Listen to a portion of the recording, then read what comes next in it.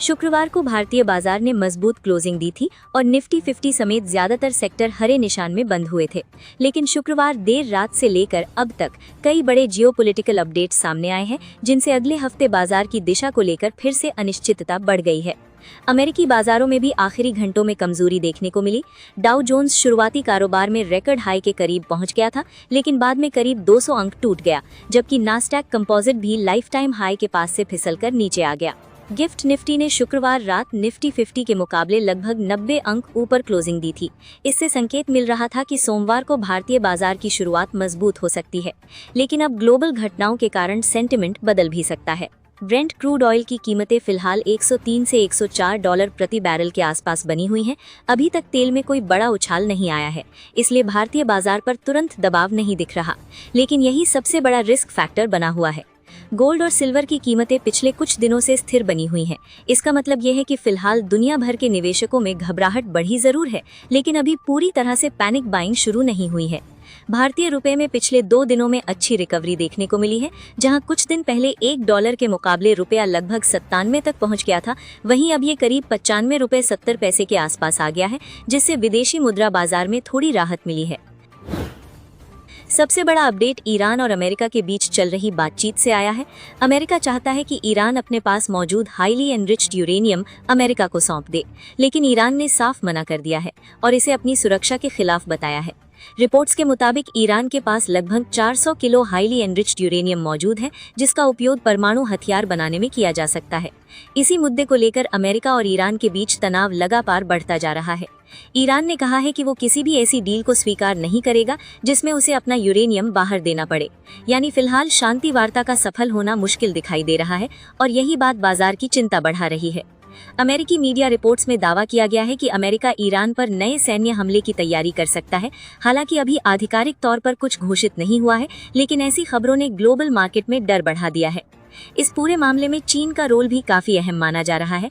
चर्चा यह है कि अमेरिका चाहता है कि चीन ईरान को खुला समर्थन ना दे, जबकि दूसरी तरफ चीन ताइवान को लेकर अपनी रणनीति पर तेजी से आगे बढ़ रहा है। हाल ही में डोनाल्ड ट्रंप के बयान ने भी दुनिया का ध्यान खींचा है, जिसमें उन्होंने कहा कि ताइवान अमेरिका से बहुत दूर है और उसे सपोर्ट करना आसान नहीं होगा। इसे अमेरिका की पुरानी ताइवान नीति में बड़े बदलाव के रूप में देखा जा रहा है। ताइवान की सुरक्षा एजेंसियों ने दावा किया है कि चीन ने क्षेत्र में 100 से ज्यादा जहाज तैनात किए हैं। इससे संकेत मिल रहे हैं कि एशिया में भी तनाव लगातार बढ़ रहा है और दुनिया 2 बड़े जियोपॉलिटिकल ब्लॉक में बढ़ती दिखाई दे रही है। बाजार फिलहाल सबसे ज्यादा तेल की कीमतों पर नजर रख रहा है। अगर अमेरिका और ईरान के बीच नया सैन्य संघर्ष शुरू होता है तो कच्चे तेल में तेज उछाल आ सकता है और इसका सीधा असर भारत जैसे आयात निर्भर देशों पर पड़ेगा। इस हफ्ते ग्लोबल इकोनॉमी को लेकर फिर से कमजोर अनुमान सामने आए हैं। संयुक्त राष्ट्र ने 2026 की वैश्विक जीडीपी ग्रोथ का अनुमान घटाकर 2.5% कर दिया, जबकि पिछले साल दुनिया की ग्रोथ 3% रही थी। मतलब साफ है कि दुनिया की अर्थव्यवस्था की रफ्तार धीमी पड़ रही है। दिलचस्प बात यह है कि कमजोर आर्थिक माहौल के बावजूद दुनिया के शेयर बाजार लगातार रिकॉर्ड बना रहे हैं। MSCI all country world index इस महीने ऑल टाइम हाई पर पहुंच गया, यानी बाजार और असली अर्थव्यवस्था के बीच बड़ा गैप दिखाई दे रहा है। अमेरिका की मई PMI रिपोर्ट ने संकेत दिया कि वहां की अर्थव्यवस्था दूसरी तिमाही में सिर्फ करीब 1% की सालाना रफ्तार से बढ़ सकती है। इतनी कमजोर ग्रोथ के बावजूद MSCI USA इंडेक्स इस साल अब तक लगभग 8.5% ऊपर है। यूरोप की स्थिति भी ज्यादा मजबूत नहीं दिख रही। PMI डेटा के मुताबिक यूरोजोन की अर्थव्यवस्था दूसरी तिमाही में 0.2% तक सिकुड़ सकती है, लेकिन इसके बावजूद यूरोपीय शेयर बाजार इस साल पॉजिटिव रिटर्न दे रहे हैं। जापान में भी प्राइवेट सेक्टर की ग्रोथ 5 महीने के निचले स्तर पर पहुंच गई है और कंपनियों पर लागत का दबाव बढ़ रहा है। फिर भी जापानी बाजार में तेजी बनी हुई है और MSCI जापान मजबूत बढ़त दिखा रहा है। बाजार की इस तेजी के पीछे सबसे बड़ा कारण आर्टिफिशियल इंटेलिजेंस यानी AI बूम को माना जा रहा है। निवेशकों को उम्मीद है कि AI आने वाले सालों में कंपनियों की कमाई और बिजनेस मॉडल पूरी तरह बदल देगा। AI सेक्टर में इतनी तेजी है कि OpenAI, एंथ्रोपिक और दूसरी टेक कंपनियां लगातार बड़े वैल्यूएशन पर फंडिंग जुटा रही हैं। निवेशकों को लगता है कि अगला बड़ा टेक सुपर साइकिल AI से ही आने वाला है। लेकिन AI कहानी का दूसरा पहलू भी है। रिपोर्ट्स के मुताबिक लगभग 95% कंपनियों को अभी तक जनरेटिव AI से कोई खास रिटर्न ऑन इन्वेस्टमेंट यानी ROI नहीं मिला है। यानी हाइप बहुत ज्यादा है, लेकिन असली कमाई अभी साबित नहीं हुई है। अगर बाजार सिर्फ एआई की वजह से चढ़ रहे होते तो ब्राजील और इजिप्ट जैसे बाजारों में भी इतनी तेजी नहीं दिखती। MSCI ब्राजील और MSCI इजिप्ट भी इस साल डबल डिजिट रिटर्न दे चुके हैं, जिससे साफ है कि ग्लोबल लिक्विडिटी और निवेशकों का जोखिम लेने का मूड भी बड़ा कारण है। साउथ कोरिया और ताइवान जैसे टेक हेवी बाजारों में तो तेजी और भी ज्यादा देखने को मिली है। सेमीकंडक्टर और एआई चिप्स की मांग ने इन बाजारों को जबरदस्त सपोर्ट दिया है। बैंक ऑफ अमेरिका के फंड मैनेजर सर्वे में ज्यादातर बड़े निवेशकों ने माना कि ग्लोबल इकोनॉमी में हार्ड लैंडिंग की संभावना काफी कम है।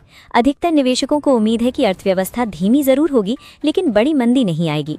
निवेशकों को ये भी उम्मीद है कि अमेरिकी फेडरल रिजर्व अगले 12 महीनों में ब्याज दरों में कटौती कर सकता है।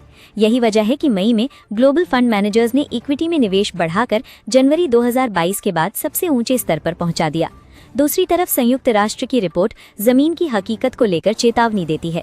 रिपोर्ट कहती है कि तेल और खाद्य पदार्थों की कीमतें बढ़ने से गरीब और विकासशील देशों पर सबसे ज्यादा दबाव पड़ रहा है।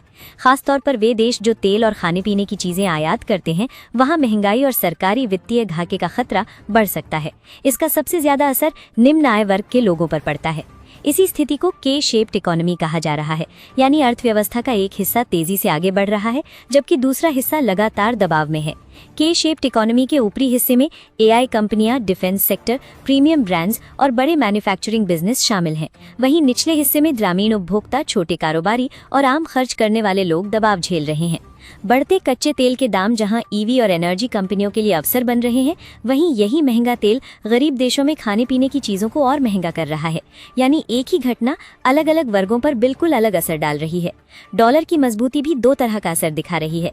IT सर्विस कंपनियों को इससे फायदा हो सकता है क्योंकि उनकी डॉलर में कमाई बढ़ती है, लेकिन भारत जैसे देशों के लिए खाद्य तेल और उर्वरक का आयात महंगा हो जाता है। बॉन्ड मार्केट भी अब खतरे का संकेत दे रहा है। दुनिया भर में बॉन्ड यील्ड बढ़ रही है, जिसका मतलब है कि सरकारों और कंपनियों के लिए उधार लेना महंगा हो रहा है। भारत के लिए सबसे बड़ा जोखिम बढ़ता हुआ फिस्कल डेफिसिट यानी राजकोषीय घाटा माना जा रहा है। अगर डॉलर और मजबूत हुआ तो विदेशी निवेश भारतीय बाजार से निकल सकता है। भारतीय बाजार फिलहाल पूरी तरह घबराए हुए नहीं है, लेकिन संकेत मिल रहे हैं कि जोखिम धीरे धीरे बढ़ रहा है।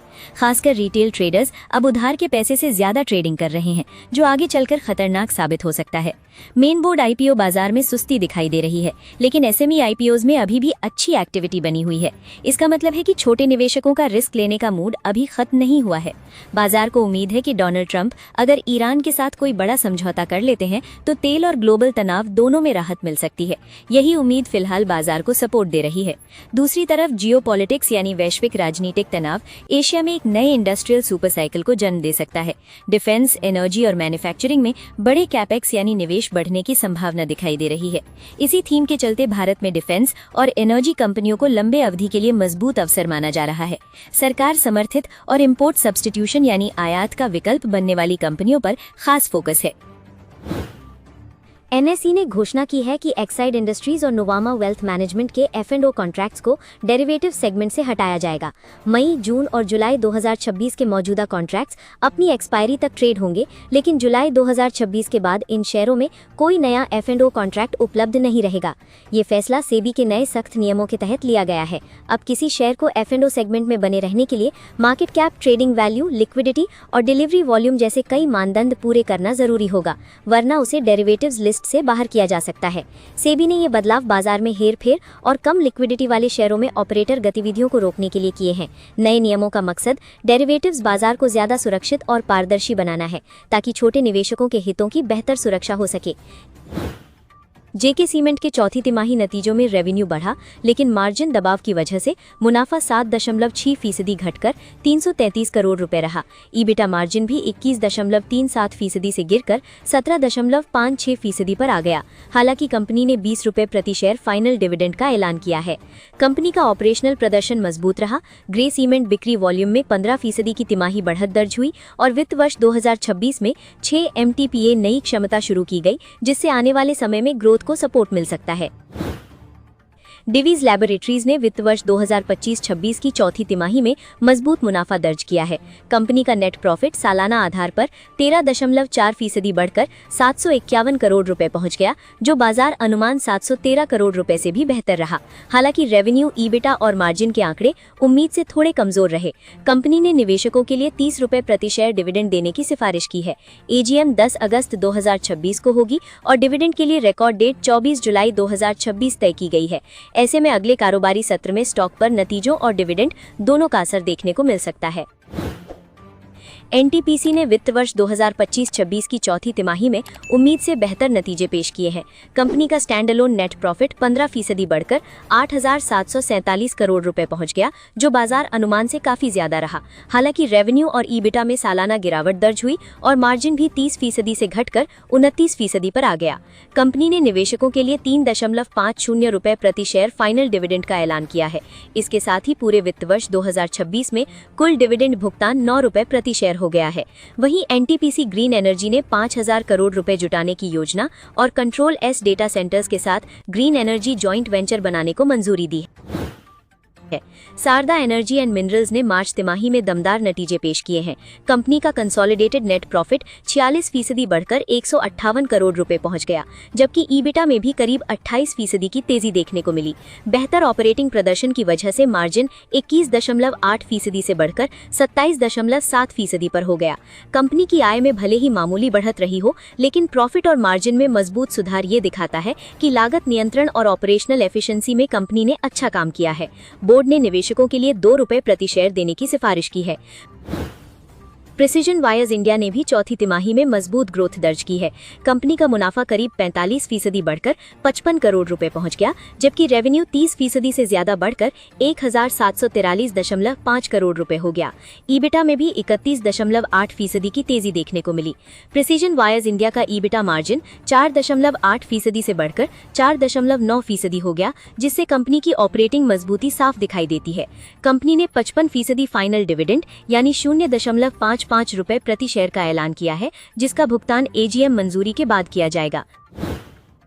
ग्लेनमार्क की अमेरिकी यूनिट ग्लेनमार्क यूएसए ने जेनेरिक ड्रग प्राइसिंग मामले में $29.6 मिलियन के सेटलमेंट पर सहमति दी है।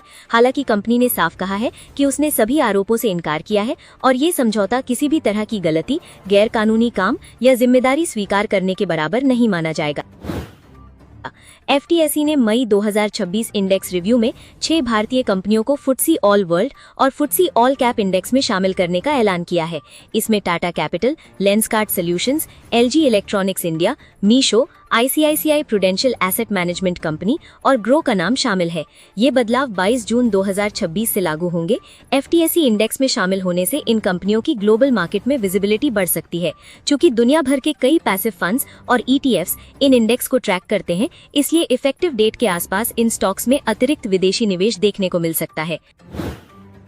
अगले हफ्ते शेयर बाजार में बोनस, स्टॉक स्प्लिट और डिविडेंड जैसे कई बड़े कॉर्पोरेट एक्शन देखने को मिलेंगे। करीब 20 कंपनियों की एक्स डेट और रिकॉर्ड डेट पड़ रही है, जिससे कई स्टॉक्स में हलचल बढ़ सकती है। पीएई लिमिटेड ने 6:1 बोनस शेयर का ऐलान किया है और इसकी रिकॉर्ड डेट 25 मई 2026 तय की गई है। वहीं एफमेक इंटरनेशनल फाइनेंशियल सर्विसेज 10 रुपए फेस वैल्यू वाले शेयर को 2 रुपए में स्प्लिट करेगी और साथ ही 1:10 बोनस शेयर भी देगी। आईबी इन्फोटेक एंटरप्राइजेज ने भी स्टॉक स्प्लिट का ऐलान किया है। कंपनी 10 रुपए फेस वैल्यू वाले शेयर को 1 रुपए फेस वैल्यू में बांटेगी और इसकी रिकॉर्ड डेट 27 मई 2026 रखी गई है। डिविडेंड देने वाली कंपनियों में टाटा कंज्यूमर प्रोडक्ट्स 10 रुपए, आईटीसी 8 रुपए प्रति शेयर का डिविडेंड दे रही है। वहीं पेज इंडस्ट्रीज सबसे बड़ा 150 रुपए प्रति शेयर का अंतरिम डिविडेंड देगी। इसके अलावा एलटीआईएम limited, Siyaram silk mills, Dhampur sugar mills, Hatsun agro product और अपटेक समेत कई कंपनियों की एक्स डेट अगले हफ्ते पड़ रही है, इसलिए निवेशकों की नजर इन स्टॉक्स पर बनी रहेगी। बेल को लगातार मजबूत ऑर्डर बुक और बिजनेस डाइवर्सिफिकेशन का फायदा मिल रहा है। कंपनी डिफेंस सेक्टर में अपनी पकड़ मजबूत करती जा रही है। एचएएल के पास करीब 90,000 करोड़ रुपए का बड़ा ऑर्डर पाइपलाइन मौजूद है। पावर ग्रिड कॉरपोरेशन भारत के एनर्जी ट्रांजिशन थीम का बड़ा फायदा उठा सकती है। देश में बिजली नेटवर्क और ग्रीन एनर्जी इंफ्रास्ट्रक्चर पर तेजी से खर्च बढ़ रहा है। ईवी सेक्टर में एथर और ओला इलेक्ट्रिक ने हाल के तनावपूर्ण माहौल के बाद अपने कई प्रतिस्पर्धियों से बेहतर प्रदर्शन किया है। निवेशकों की नज़र ईवी थीम पर बनी हुई है। प्रीमियर एनर्जीज ने वित्त वर्ष 2026 की चौथी तिमाही में मजबूत नतीजे दिए हैं। सोलर और रिन्यूएबल एनर्जी सेक्टर में मांग बढ़ने का फायदा कंपनी को मिल रहा है। बालाजी अमीन्स को इंपोर्ट सब्स्टिट्यूशन थीम से फायदा मिल रहा है। भारत अब कई केमिकल्स और इंटरमीडिएट्स के लिए घरेलू उत्पादन बढ़ाने पर जोर दे रहा है। एम्बर एंटरप्राइजेज अब बड़े निवेश के चरण में प्रवेश कर रही है। कंपनी एयर कंडीशनिंग और इलेक्ट्रॉनिक्स मैन्युफैक्चरिंग में अपनी क्षमता बढ़ा रही है। अब्रोस को ईवी अवसरों से जुड़ी मजबूत संभावना के रूप में देखा जा रहा है। आईटीसी होटल्स को घरेलू मांग में मजबूती का फायदा मिल रहा है। भारत में प्रीमियम ट्रैवल और होटल खर्च लगातार बढ़ रहा है। पर्ल ग्लोबल इंडस्ट्रीज को फ्री ट्रेड एग्रीमेंट्स यानी FTAs से फायदा मिल सकता है। दूसरी तरफ एनसीसी सप्लाई चेन बाधाओं का सामना कर रही है। इससे प्रोजेक्ट्स की लागत और समय दोनों प्रभावित हो सकते हैं। वीआईपी इंडस्ट्रीज पर कच्चे माल की बढ़ती कीमतों का दबाव बना हुआ है। इनपुट कॉस्ट बढ़ने से कंपनी के मार्जिन प्रभावित हो सकते हैं। टाटा स्टील का वैल्यूएशन बाकी कई कंपनियों की तुलना में सस्ता जरूर दिखता है, लेकिन स्टील सेक्टर की कमजोरी और ग्लोबल मांग से जुड़े जोखिम अभी भी बने हुए हैं।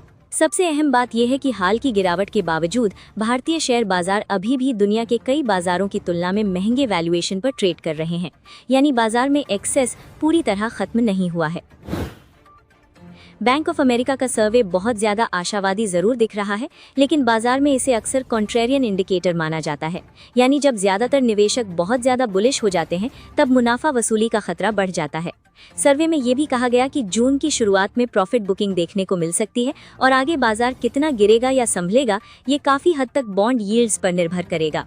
पिछले एक साल में भारतीय शेयर बाजार में कुछ चुनिंदा माइक्रो कैप और डिफेंस सेक्टर के स्टॉक्स ने निवेशकों को जबरदस्त रिटर्न दिया है। खास बात ये रही कि इन कंपनियों में म्यूचुअल फंड्स की मजबूत हिस्सेदारी भी बनी रही, जिससे बड़े संस्थागत निवेशकों का भरोसा साफ दिखाई देता है। स्टरलाइट टेक्नोलॉजीज ने सबसे ज्यादा चर्चा बटोरी है। कंपनी के शेयर ने सिर्फ एक साल में करीब 515% की तेजी दिखाई और भाव 68 रुपए से बढ़कर 420 रुपए तक पहुंच गया। अप्रैल 2026 तक इसमें 27 म्यूचुअल फंड स्कीम्स का निवेश था, जिसकी कुल वैल्यू करीब 962 करोड़ रुपए रही। डिफेंस सेक्टर की कंपनी MTAR टेक्नोलॉजीज ने भी निवेशकों को शानदार रिटर्न दिया। ये स्टॉक एक साल में 383% चढ़कर 1647 रुपए से 7948 रुपए तक पहुंच गया। कंपनी में 56 म्यूचुअल फंड स्कीम्स की हिस्सेदारी रही, जिसकी कुल वैल्यू लगभग 4565 करोड़ रुपए थी। क्वालिटी पावर इलेक्ट्रिकल इक्विपमेंट्स ने भी माइक्रो कैप स्पेस में मजबूत प्रदर्शन किया। कंपनी का शेयर एक साल में 175% उछलकर 408 रुपए से 1122 रुपए तक पहुंच गया। अप्रैल 2026 तक इसमें 21 म्यूचुअल फंड स्कीम्स का निवेश मौजूद था। TD पावर सिस्टम्स का नाम भी इस लिस्ट में शामिल रहा। कंपनी के शेयर ने पिछले एक साल में करीब 164% की तेजी दिखाई और भाव 494 रुपए से बढ़कर 1302 रुपए तक पहुंच गया। इसमें 74 म्यूचुअल फंड स्कीम्स की हिस्सेदारी थी, जिसकी कुल वैल्यू लगभग 3466 करोड़ रुपए रही। लूमैक्स ऑटो टेक्नोलॉजीज ने भी ऑटो थीम में मजबूत रैली दिखाई। कंपनी का शेयर एक साल में 142% चढ़कर 674 रुपए से 1630 रुपए तक पहुंच गया। अप्रैल 2026 तक इसमें 23 म्यूचुअल फंड स्कीम्स का निवेश था, जिसकी कुल वैल्यू करीब 1551 करोड़ रुपए रही।